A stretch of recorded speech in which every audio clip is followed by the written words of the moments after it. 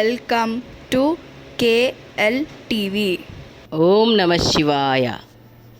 కార్తీక మాసం నెల రోజులు ఎలా పూజ చెయ్యాలి? నెలంతా కూడా తలస్నానం చెయ్యాలా? ఉపవాసం ఉండాలా? దీపాలు ముందు పూజ గదిలో పెట్టాలా లేదా గుమ్మం ముందు వెలిగించాలా? లింగం ఇంట్లో పెట్టుకొని పూజ చేసుకోవచ్చా? పాటించాల్సిన నియమాలు ఏంటి? 2024 నవంబర్ 2 నుంచి తేదీ నుంచి కార్తీక మాసం స్టార్ట్ అవుతుంది. కార్తీక మాసంలో ఇంటి దగ్గర పూజ ఎలా చేసుకోవాలో ఈ వీడియోలో వివరంగా తెలుసుకుందాం. కార్తీక మాసంలో ఇది వరకు ఎప్పుడు పూజ చేసుకునేవారు, అలాగే కొత్తగా చేసుకుంటున్నాము అనుకునే వారికి ఈ వీడియో చాలా ఉపయోగపడుతుంది. మీకు వచ్చే డౌట్స్ అన్నీ కూడా ఇప్పుడు ఈ వీడియోలో మేము క్లియర్ చేస్తాము. కానీ ఈ వీడియో ఎక్కడ స్కిప్ చేయకుండా చివరి వరకు చూడండి. అప్పుడే నేను చెప్పేది మీకు అర్థమవుతుంది. అలాగే ఈ వీడియో చూసే ముందు లైక్, షేర్, సబ్స్క్రైబ్ చేయండి. 2024 సంవత్సరంలో 2వ తారీఖు నాడు వచ్చే కార్తీక మాసం నవంబర్ 2వ తారీఖు నాడు. కార్తీక మాసంలో చేసే స్నానాలు, దానాలు, ఉసిరి దానం, దీపదానం, నోములు, వ్రతాలు ఇవన్నీ కూడా ఎట్లా ఫలితాలు మీకు అందిస్తాయి? ఈ కార్తీక మాసంలో ఒక్క దీపం వెలిగించినా సరే మీకు ఎంతో పుణ్యమైతే లభిస్తుంది. అయినా కారణం చేత ఏ రోజైనా దీపం ముట్టియకపోతే ఈ ఒక్క మాసంలో దీపం ముట్టిస్తే సంవత్సరం మొత్తం దీపారాధన చేసిన ఫలితం అయితే మీకు దక్కుతుంది. అంతటా విశిష్టత ఈ కార్తీక మాసానికి ఉంది. అందుకనే ఈ మాసంలో మీకు కుదిరినన్ని రోజులు మీరు పూజ చేసుకోవడానికి ట్రై చేయండి. అలాగే ఈ కార్తీక మాసం నవంబర్ 2వ తారీఖు నాడు ప్రారంభమై డిసెంబర్ 1వ తేదీ వరకు కార్తీక మాసం అనేది ముగిస్తుంది. ప్రతి మాసం లాగానే ఈ కార్తీక మాసం కూడా కార్తీక సోమవారాలు ఉంటాయి.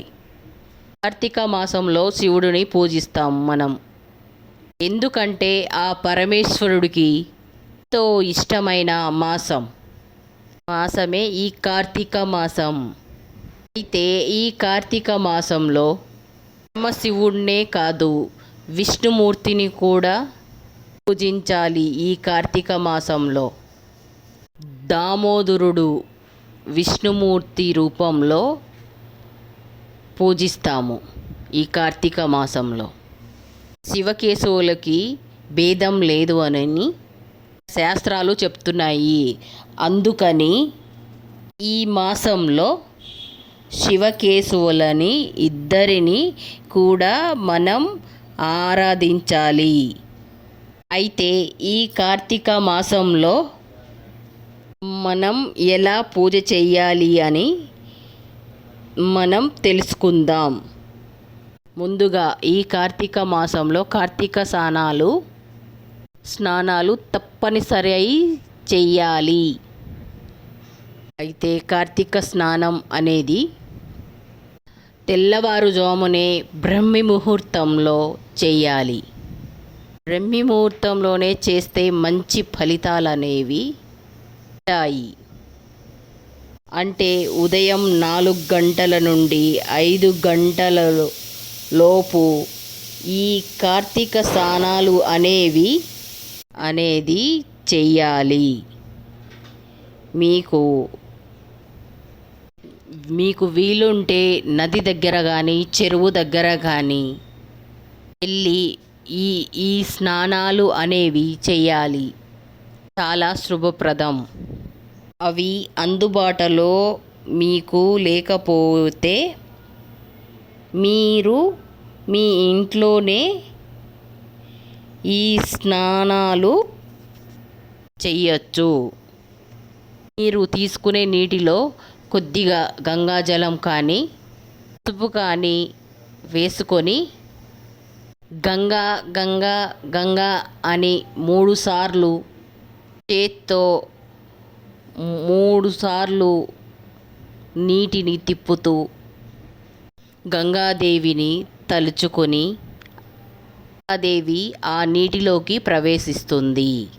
తర్వాత ఆ నీటితో స్నానాలు చేయవచ్చు. ఇలా కూడా కుదరని వారు ఒక బకెట్ నీటిని చంద్రుడి వెలుగులో ఒక నైట్ అంతా ఉంచి ఆ నీటితో స్నానం చేసినా సరిపోతుంది. ఈ మాసమంతా చంద్రుడు చాలా ప్రకాశంగా ఉంటాడు కాబట్టి అటువంటి చంద్రుడు వెలుతురులో చంద్రుడి కిరణాలు పడిన నీటితో స్నానం చేసినా మంచిది.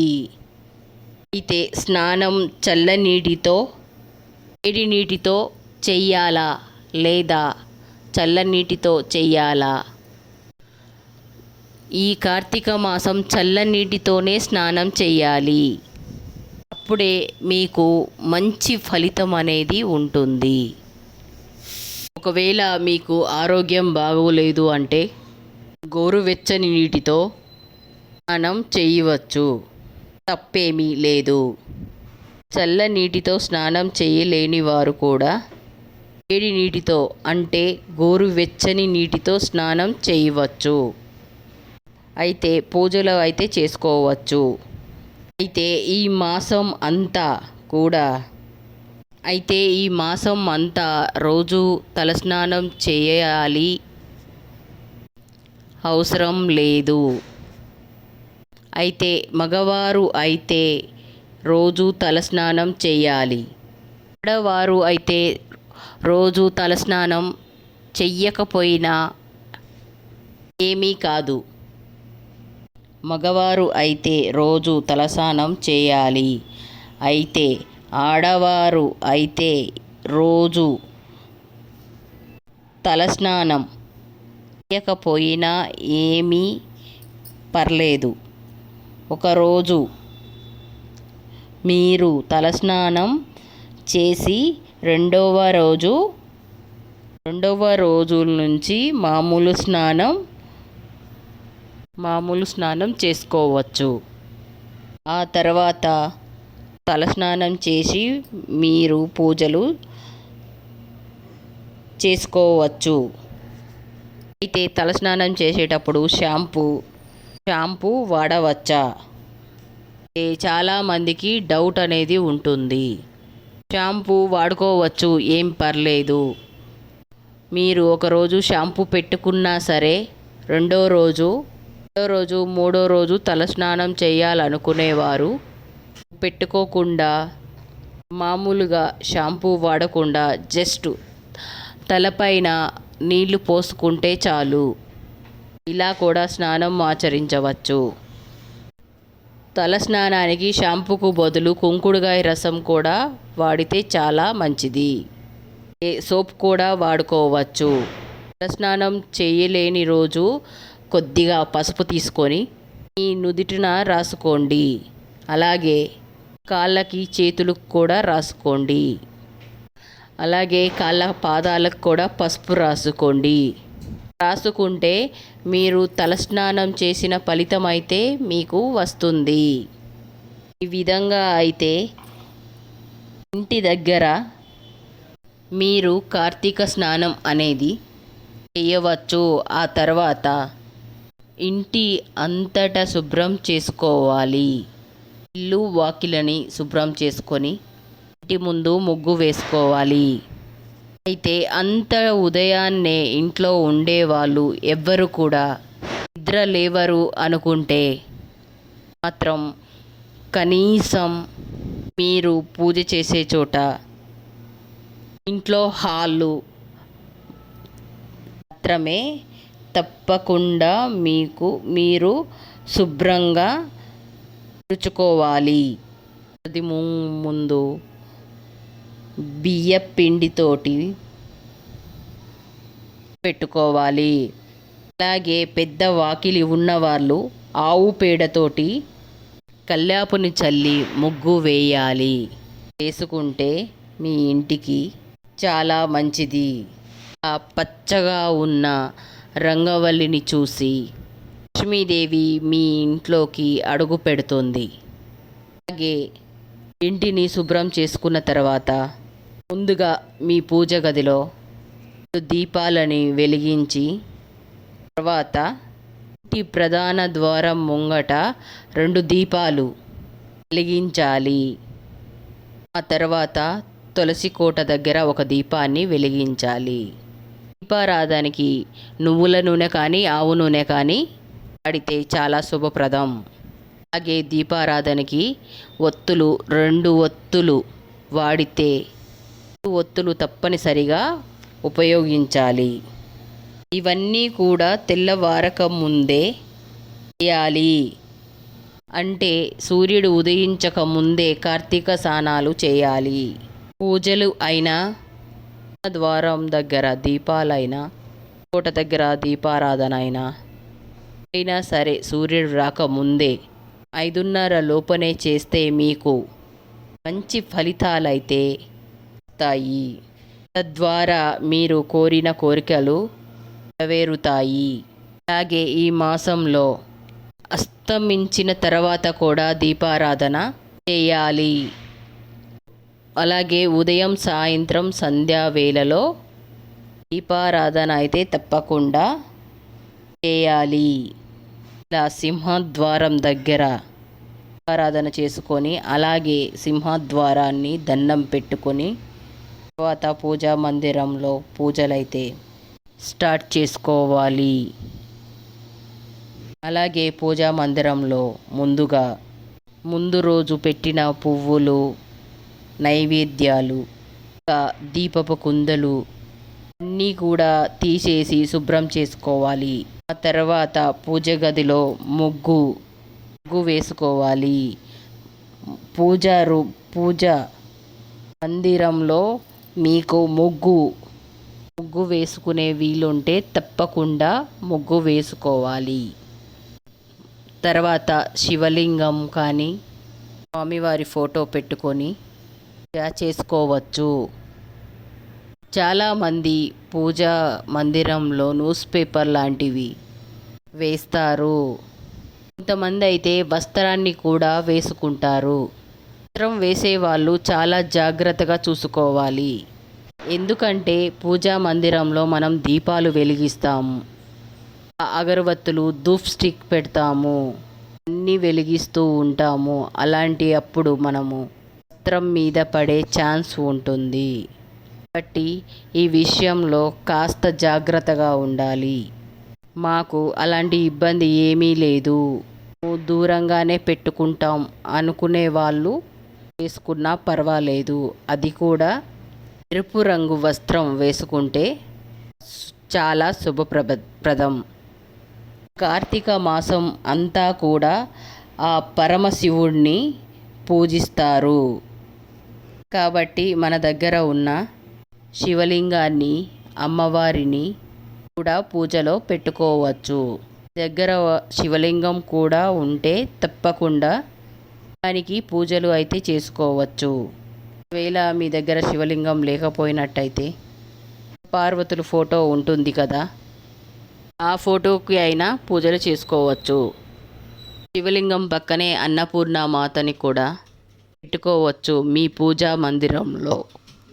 పూజా మందిరంలో ఎన్ని వస్తువులు ఉంటాయో అవన్నీ కూడా పెట్టుకోవచ్చు. ఇలా అవన్నీ పెట్టుకొని పూజలు అయితే చేసుకోవచ్చు. ఈ కార్తీక మాసంలో ఎవరు చేసుకోవచ్చు అనే సందేహం ఉంటుంది మీకు. ఈ మాసంలో ఎవరైనా పూజ చేసుకోవచ్చు. దీనికి ఆనవాయితీ అనేది ఏమీ లేదు. ఉపవాసం ఉండాలి అనుకుంటే ఉపవాసం ఉండవచ్చు. నెలంతా దీపారాధన చేసుకుంటాము అని సంకల్పం చెప్పుకొని అలాగే పూజలు చేసుకోవచ్చు. మాసంలో చేసుకునే పూజలు అత్యధిక అనేవి ఇస్తాయి. నెల రోజులు మాకు కుదరదు అనుకునేవారు మీకు ఎన్ని రోజులు వీలైతే అన్ని రోజులే చేసుకోవచ్చు. ఎందుకంటే కొంతమంది ఆడవారికి నెల మధ్యలో అడ్డం కూడా వస్తుంది, నెలసరి సమయం వస్తుంది. అలా వచ్చినప్పుడు ఆ 3 రోజులు వదిలేసి మిగిలిన రోజులు మీకు ఎన్ని రోజులు వీలైతే అన్ని రోజులు పూజలైతే చేసుకోవచ్చు. ఇక్కడ ప్రధానమైనది ఏమిటంటే ఎంత భక్తితో ఆ పరమశివుణ్ణి పూజిస్తున్నామో అన్నదే ముఖ్యం. హంగులకి ఆర్భాడానికి కాదు. పోయి భక్తి లేకుండా పూజలు చేస్తే ఫలితం దక్కదు. మనసు లగ్నం చేసి ఆ పరమశివుణ్ణి ఆరాధిస్తే కోరిన కోరికలు ఖచ్చితంగా నెరవేరుస్తాడు. ఉదయం మాకు కుదరదు, పరంగా మేము బయటకు వెళ్ళాల్సి వస్తుంది. అలాగే పిల్లల్ని స్కూల్కి రెడీ చేసి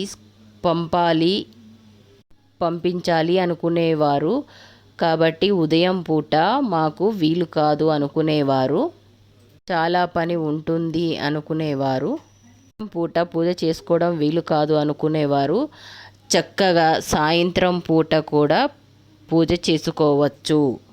ఈ మాసంలో భార్యాభర్తలు ఇద్దరు కలిసి పూజలు చేస్తే చాలా మంచి ఫలితాలు అనేవి వస్తాయి. అలాగే మీ వీలును బట్టి మీ వెసులుబాటును బట్టి పూజలైతే చేసుకోవచ్చు. ఇలా ఎవరి అలవాట్లు బట్టి ఎవరి పద్ధతులు బట్టి పూజలు అనేవి చేసుకోవచ్చు.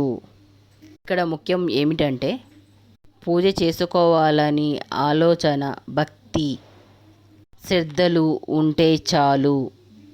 మీ దగ్గర ఏమీ లేకపోయినా మట్టి ప్రమిదలో అయినా ఒక దీపం వెలిగించిన చాలు, అదే కొండంత విలువనిస్తుంది. మీకు ఇంటి దగ్గర పూజ చేయడం వీలు కావడం లేదు అనుకునేవారు మీ ఇంటి దగ్గర శివాలయంలో దీపారాధన చేసుకోవచ్చు. ఇలా చేస్తే మీకు ఎక్కువ పుణ్యం అనేది లభిస్తుంది.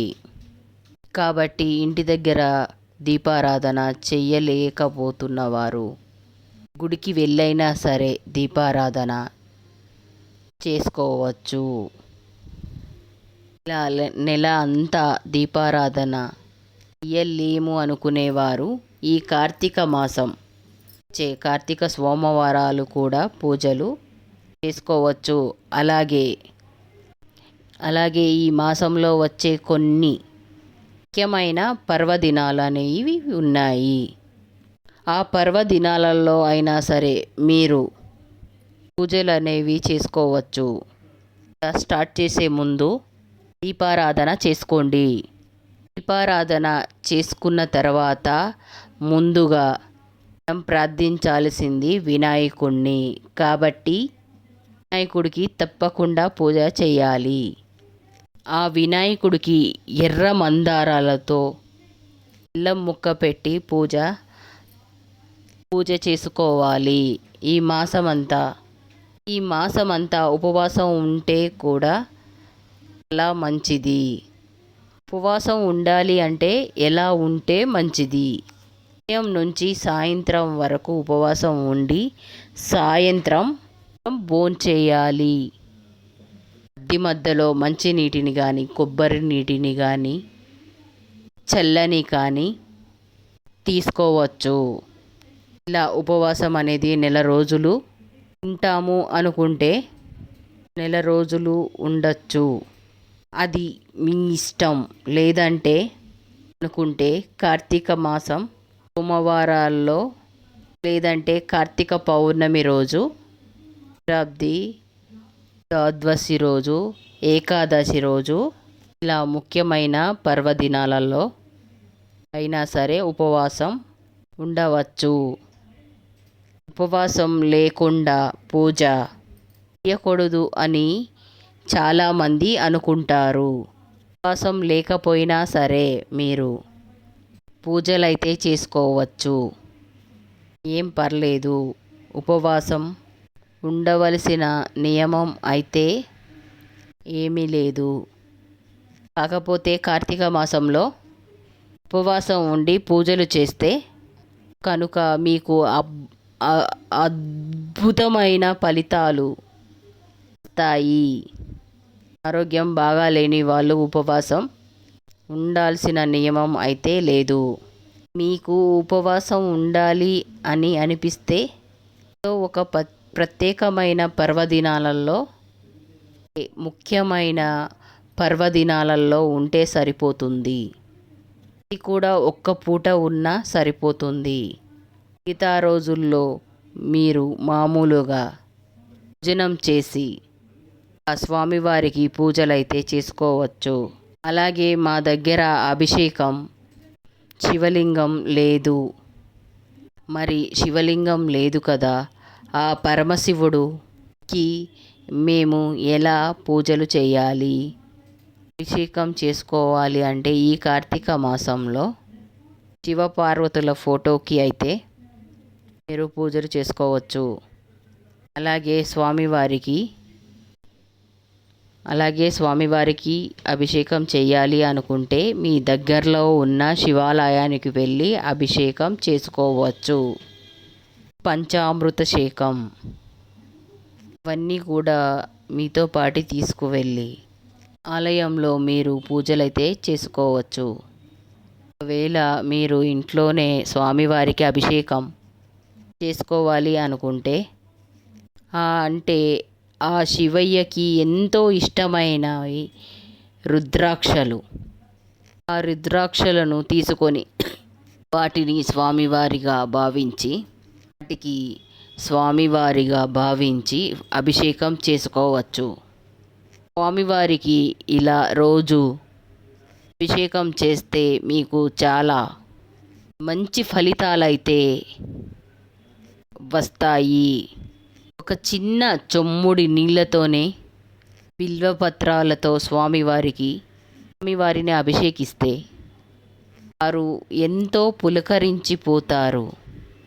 అలా పులకరించి మీకు ఎన్నో వరాలు కురిపిస్తాడు మీకు. అందుకని ఈ మాసంలో మీరు తప్పనిసరిగా అభిషేకం చేసుకోవాలి. ప్రయత్నం అయితే చేయండి.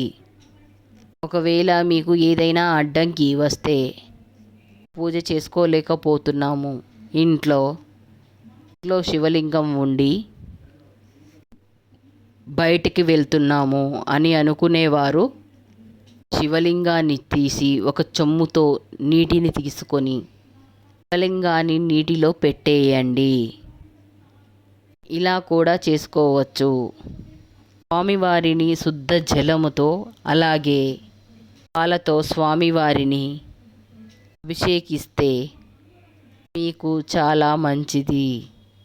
ఒక చెమ్ముడు నీళ్లు తీసుకొని బిల్వపత్రాలని సమర్పించి ఓం నమః శివాయ అనుకుంటూ ఆ స్వామివారిని అని జపించుకుంటూ స్వామివారికి కొద్దిగా జలాన్ని సమర్పిస్తే స్వామివారు ఎంతో సంతోషిస్తాడు.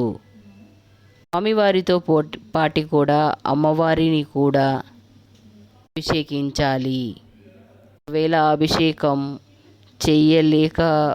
వీలు లేకపోతే మీ ఇంట్లో వాళ్ళు ఎవరైనా సరే స్వామివారికి అభిషేకం చేయవచ్చు.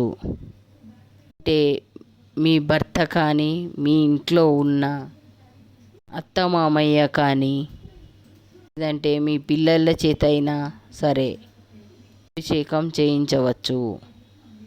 ఇలా అభిషేకం చేసుకున్న తర్వాత అలా అభిషేకం చేసుకున్న గంగాజలాన్ని మీ నెత్తి మీద చల్లుకోండి. కార్తీక మాసంలో మేము చెప్పిన నియమాలను పాటిస్తూ కనుక పూజ చేసుకుంటే చాలా మంచిది. మీరు కోరుకున్న కోరికలన్నీ కూడా నెరవేరుస్తారు స్వామివారు. If you like this video, please like, share, subscribe. Thank you very much for watch this video.